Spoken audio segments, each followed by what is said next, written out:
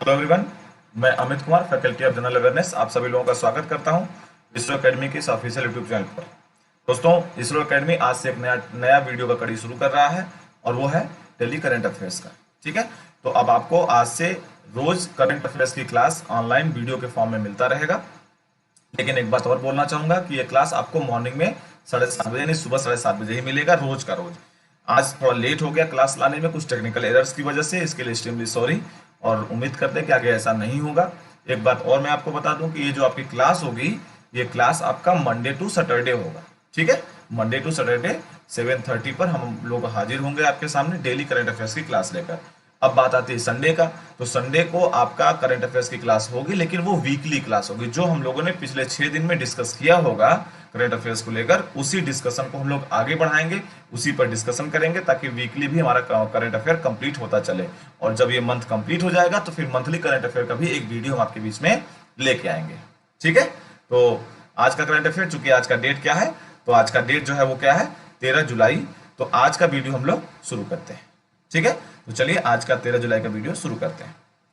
देखिए, क्वेश्चन है आपके बीच में एक कि भारत में किस वर्ष बाघों पर किया गया सर्वे गिनीज वर्ल्ड रिकॉर्ड में शामिल किया गया है। तो बाघों पे हमारे यहाँ जो सर्वे किया गया है, तो सर्वे का जो किया गया है वो किस वर्ष का सर्वे गिनीज वर्ल्ड रिकॉर्ड में शामिल किया गया। देखिए, यहाँ पर आपके सामने 5 ऑप्शन है। फर्स्ट ऑप्शन है 2018, सेकेंड ऑप्शन है 19, 17 और 2020, और आखिरी ऑप्शन जो है वो है NOT। NOT का मतलब यहाँ पर क्या है, नन ऑफ दीज।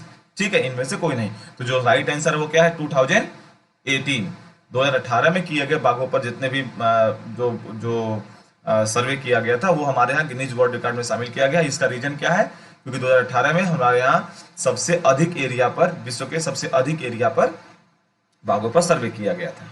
ठीक है, चलिए आगे बात करते हैं। अगला जो क्वेश्चन है वो है, हाल ही में महाराष्ट्र राज्य सरकार ने झुग्गी झोपड़ी में रहने वालों के पुनर्वास के लिए यानी रिहेबिलिटेशन के लिए किस बैंक के साथ मिलकर तनाव फंड मतलब स्ट्रेस फंड को स्थापित किया है।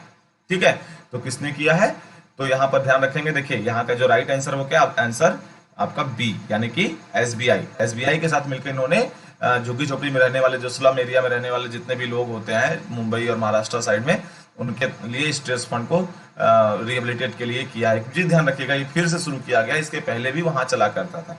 अब जब महाराष्ट्र की बात आई है तो कुछ और चीजों को भी डिस्कस कर लेते हैं। जैसे वहां के गवर्नर कौन है, तो वहां गवर्नर कौन है, भगत सिंह किसियारी। ठीक है, तो वहां गवर्नर भगत सिंह किसियारी। उसके अलावा अगर बात करें सीएम, तो सीएम कौन है वहां के सीएम है उद्धव ठाकरे। ठीक, अच्छा एक चीज और भी है, फ्री में हेल्थ इंश्योरेंस प्रोवाइड करने वाला भारत का पहला राज्य कौन सा, अगर ये सवाल पूछे तो भारत का पहला राज्य कौन सा है, आपका महाराष्ट्र। ठीक है, देखिए हम लोग करंट अफेयर में जो भी पॉइंट्स डिस्कस कर रहे हैं वो पॉइंट्स आपके बीच में डिस्कस करेंगे। साथ साथ डिस्कस करते करते ये भी ध्यान रखना है आपको कि हम लोग डिस्कशन के साथ साथ कुछ रिलेटेड टॉपिक या रिलेवेंट टॉपिक भी डिस्कस करेंगे उस पॉइंट से, ताकि आपके एग्जाम में किसी तरह का कोई भी क्वेश्चन अगर आए तो आपको दिक्कत ना हो, आप उसे अटेम्प्ट जरूर कर लें। ठीक है, ये जो करंट अफेयर की क्लास हम आपके बीच में लेके आ रहे हैं, ये आपके किसी भी तरह के वनडे एग्जामिनेशन में बहुत हेल्प करेगा। आप जिसमें भी जीएस का पोर्शन होता है और जिसमें करंट अफेयर पूछा जाता है, और जनरली आजकल जितने भी वनडे एग्जामिनेशन है सब में जीएस का पोर्शन होता है और करंट अफेयर पूछा ही जाता है। तो ये आपके लिए काफी हेल्पफुल होने वाला है, तो ध्यान से देखिएगा वीडियो, और आगे आप लोग अभी इसके पीडीएफ को भी आप लोग के बीच में प्रोवाइड करेंगे। ठीक है, चलिए अगला क्वेश्चन लेते हैं। अभी हाल ही में दलाई लामा के ऊपर जो है एक बुक लिखा गया है, तो क्वेश्चन ये पूछ सकता है कि उस बुक को लिखने वाला कौन है। ठीक है, और ये जो बुक है उसमें क्या है, तो देखिए जो बुक है उसका नाम क्या है, his holiness the 14th Dalai Lama. ठीक है, और इस बुक को लिखे कौन है, तेंजिन गेये तेंथोंग। ठीक है, थोड़ा सा नाम अटपटा आपको लगेगा, लेकिन अब क्या कर सकते हैं भाई, वो तिब्बत के रहने वाले हैं, वो स्पिरिचुअल गुरु आप कह सकते हैं, धार्मिक गुरु हैं, तो वहां पर लोगों का नाम थोड़ा ऐसा होता ही है। तो फिलहाल के लिए ऑप्शन नंबर फर्स्ट आपका सही आंसर हो जाएगा। ठीक है, एक चीज और यहाँ पर ध्यान रखिएगा, यहाँ पर ऑप्शन नंबर बी में दलाई लामा खुद मैंने लिख रखा है। अब देखिए जरा कि यहाँ पर दलाई लामा क्यों नहीं हो सकता, सर कंफ्यूजन ना हो इसलिए मैं बोल रहा हूँ। देखिए अगर आपके जो बुक का नाम या कहीं भी क्वेश्चन में बायोग्राफी वर्ड लिखा होगा, ठीक है, यहाँ देखिए क्या लिखा है, बायोग्राफी। ध्यान रखिएगा, अगर कोई खुद के बारे में लिखेगा, कोई किताब अपने बारे में ही लिखेगा, तो उसे ऑटोबायोग्राफी कहा जाता है। बायोग्राफी नहीं कहते, उसे ऑटोबायोग्राफी कहते हैं। और अगर किसी के बारे में कोई दूसरा कुछ लिखेगा तो उसे बायोग्राफी कहा जाएगा। ठीक है, तीसरे इसको बायोग्राफी कह रहे हैं क्योंकि इसमें दलाई लामा के बारे में लिखा तो क्या, लेकिन दलाई लामा ने खुद नहीं लिखा, बल्कि किसने लिखा है, तेंजिन गेये तेनथोंग ने। और इन्होंने जो लिखा है ये खुद उनके साथ 40 साल रहे हैं, और उन 40 साल के दौरान उन्होंने उनके बहुत सारे चित्र और पिक्चर्स ले रखे थे, उन पिक्चर्स को भी इसमें शामिल किया गया जो कभी अभी तक पब्लिक नहीं हुआ था। ठीक है, चलिए अगले क्वेश्चन पर आते हैं। अगला क्वेश्चन है, हाल ही में किस राज्य ने दूध एवं उसके उत्पादों की शुद्धता यानी कि मिल्क और मिल्क प्रोडक्ट के प्योरिटी के लिए सुनिश्चित करने के लिए एक अभियान यानी कैंपेनिंग चलाया है? तो वो कैंपेनिंग किसने चलाया है? हाल ही में ये कैंपेनिंग चलाया किसने? राजस्थान सरकार ने। ठीक है, अब देखिए, अब सवाल आपसे ये भी पूछ सकता है कि अभी हाल ही में राजस्थान सरकार ने दूध और उसके उत्पादों के लिए शुद्धता को सुनिश्चित करने के लिए जो कैंपेनिंग किया उसका नाम क्या है? जो कैंपेनिंग स्टार्ट किया उसका नाम क्या? वही हमारा अगला क्वेश्चन है। तो उसका नाम क्या है उस कैंपेनिंग के लिए? उसका भी ऑप्शन नंबर 3 सही है, प्योर फॉर श्योर। ठीक है, तो उस कैंपेनिंग का नाम है प्योर फॉर श्योर। अब सवाल ये पूछ ले, उल्टा कर दे कि प्योर फॉर श्योर कैंपेनिंग किस राज्य सरकार ने चालू किया था, तो भी जवाब क्या हो जाएगा? राजस्थान ने। काहे लिए है? तो मिल्क और मिल्क प्रोडक्ट के प्योरिटी के लिए है। अब राजस्थान का सवाल आया है तो राजस्थान के सवाल पर कुछ थोड़ा सा और पॉइंट ले लेते हैं। अभी हाल ही में आप देख रहे हैं राजस्थान में थोड़ा राजनीतिक उठापटक भी चल रहा है, तो थोड़ा सा और देखिए, राजस्थान में 3-4 ऐप अभी हाल ही में लॉन्च हुआ है, जिसमें क्या है, राजकोप सिटीजन ऐप है, स्माइल ई लर्निंग प्लेटफॉर्म शुरू किया गया है, हेल्थ मित्र शुरू किया गया है, हाँ कोविड मैनेजमेंट में टॉप स्टेट का दर्जा दिया गया है राजस्थान को, आयु एवं सेहत साथी ऐप जो है वहां पर चालू किया गया है। तो ये भी आप ध्यान रखिएगा, इस ऐप को लेकर भी सवाल पूछ सकता है। साथ ही साथ वहां के जो सीएम है वो कौन है? मिस्टर अशोक गहलोत, और गवर्नर है मिस्टर कलराज मिश्र। क्लियर? चलिए आगे बात करते हैं। अगला है, हाल ही में जारी किया गया country risk and global outlook report 2020 के अनुसार वैश्विक अर्थव्यवस्था कितने प्रतिशत कम होने का अनुमान है? जो ग्लोबल इकोनॉमी है वो कितना परसेंट डाउनफॉल होगा, इस country risk and global outlook report में बताया गया है। तो ये रिपोर्ट पहली बात कौन जारी करता है, ये भी आपके दिमाग में सवाल आएगा अभी। तो फिलहाल के लिए पहले परसेंटेज पर आते हैं। परसेंटेज कितना कम होने का अनुमान लगाया गया है? 5.2%। ठीक है, और इस रिपोर्ट को कौन जारी करता है? अगर ये सवाल पूछे तो इस रिपोर्ट को जारी करने वाले संस्था का नाम क्या है? WEF। ठीक है, वर्ल्ड इकोनॉमिक फोरम, विश्व आर्थिक मंच। क्लियर? चलिए, अब अगर मान लीजिए सवाल ये पूछ ले कि रिपोर्ट कौन जारी करता है, तो आप सवाल का जवाब दे सकते हैं कि WEF जारी करता है। उस रिपोर्ट 2020 की जो है उसमें कितना परसेंट कम होने की उम्मीद जताया गया है? तो 5.2%। ठीक, चलिए आगे बढ़ते हैं। अगला क्वेश्चन लेते हैं, हाल ही में किस राज्य सरकार ने विश्वविद्यालय की सभी परीक्षाओं को निरस्त कर दिया है? तो अभी हाल ही में ये न्यूज़पेपर वगैरह में भी आप लोगों ने पढ़ा होगा कि दिल्ली सरकार ने अपने यहाँ के सभी यूनिवर्सिटी के एग्जाम्स को कैंसिल कर दिया है। तो किसने कैंसिल किया है? दिल्ली की सरकार ने। ठीक है, कारण क्या है? तो देखिए मैंने यहाँ पे कारण भी दे रखा है। क्या कारण है? कोविड-19 की वजह से ऐसा किया गया है। अब बात करते हैं एक और जो बहुत ही इंपॉर्टेंट, जो इससे रिलेवेंट है, टॉपिक हो सकता है एग्जाम में पूछ लिया जाए। तो क्या पूछ सकता है कि भारत में प्लाज्मा बैंक किस राज्य में पहली बार खोला गया है? तो प्लाज्मा बैंक किस राज्य में पहली बार खोला गया है? और वो कहाँ है? दिल्ली में। ठीक है, अब प्लाज्मा बैंक क्या है, इसका काम क्या होता है? आप ये जानते होंगे कि जो अभी हाल ही में ये जो कोविड-19 महामारी चल रही है, इसके लिए जितने भी पेशेंट्स रिकवर कर लेते हैं तो उन पेशेंट्स के द्वारा अपना ब्लड डोनेट किया जा सकता है, और उनके ब्लड से निकाला गया प्लाज्मा जो उसमें एंटीबॉडी होगी वो कुछ क्रिटिकल केस के कोविड-19 के पेशेंट्स को चढ़ाया जाता है, जिससे उनको स्वस्थ होने में थोड़ा रिकवरी रेट बढ़ जाता है, जिससे उनको स्वस्थ होने में हेल्प मिल जाती है। ठीक है, तो प्लाज्मा बैंक सबसे पहले कौन से राज्य में शुरू किया गया है? तो उसका जवाब क्या हो जाएगा? दिल्ली। चलिए आगे बात करते हैं। अगला सवाल है कि हाल ही में किस देश का कोई जो 11 यानी KZ, इन शॉर्ट में KZ-11 रॉकेट का पहला परीक्षण असफल रहा है? ठीक है, तो बोलना तो यहाँ पर देश का नाम तो ऑलरेडी आपके दिमाग में आ गया होगा, नाम से ही आपको लग रहा होगा। नाम क्या है? चाइना। देख के ही आपको लग रहा होगा नाम से कि चाइना में ऐसा किया गया, चाइना के में ये परीक्षण किया गया था। ठीक है, एक चीज और भी है, KZ-11 का एक और नाम है। ठीक है, जब भी इस तरह का कोई भी रॉकेट लॉन्च करते हैं वो, तो उसका नाम लॉन्ग मार्च भी रखते हैं वो। तो इसका नाम सेम वही 11, यहाँ देखिए आपके नाम में दिख रहा है 11। ठीक, यहाँ भी आपको 11 मिलेगा, लेकिन हाँ LM, लॉन्ग मार्च 11। ठीक है, तो लॉन्ग मार्च 11 भी इसको कहा जाता है। चाइना के बारे में कुछ और भी पॉइंट डिस्कस कर लेते हैं, जैसे एशियन यूथ गेम्स 2021 में जो होगा वो कहाँ होगा? चाइना में होगा। विंटर ओलंपिक 2022 में जो होगा वो कहाँ होगा? चाइना में होगा।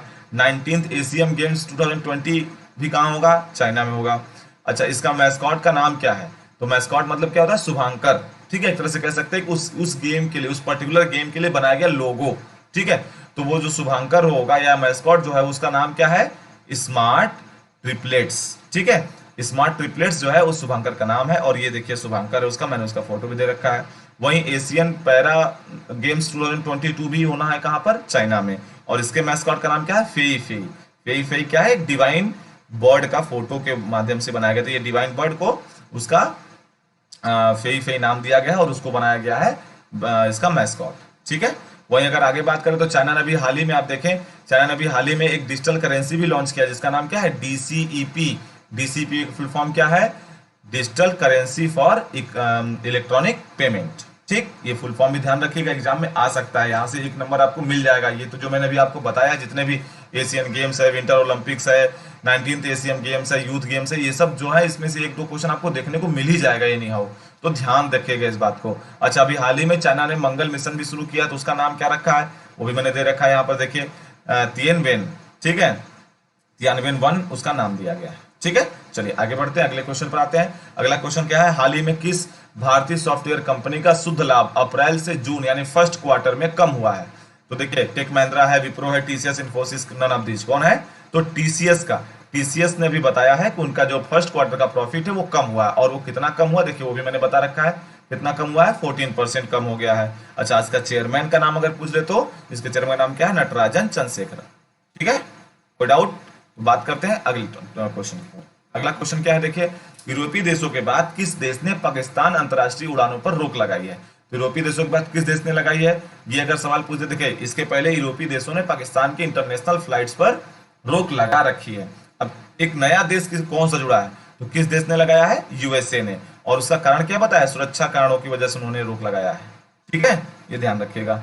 चलिए अगला आते हैं, किस राज्य के कैबिनेट ने स्टार्टअप नीति 2020 को मंजूरी दी है। अच्छा, एक चीज ध्यान रखिएगा, स्टार्टअप नीति क्या होता है, तो बिजनेस को स्टार्ट करने के लिए जो फाइनेंशियल एड दिया जाता है सरकार की तरफ से, उसी को कहते हैं स्टार्टअप नीति।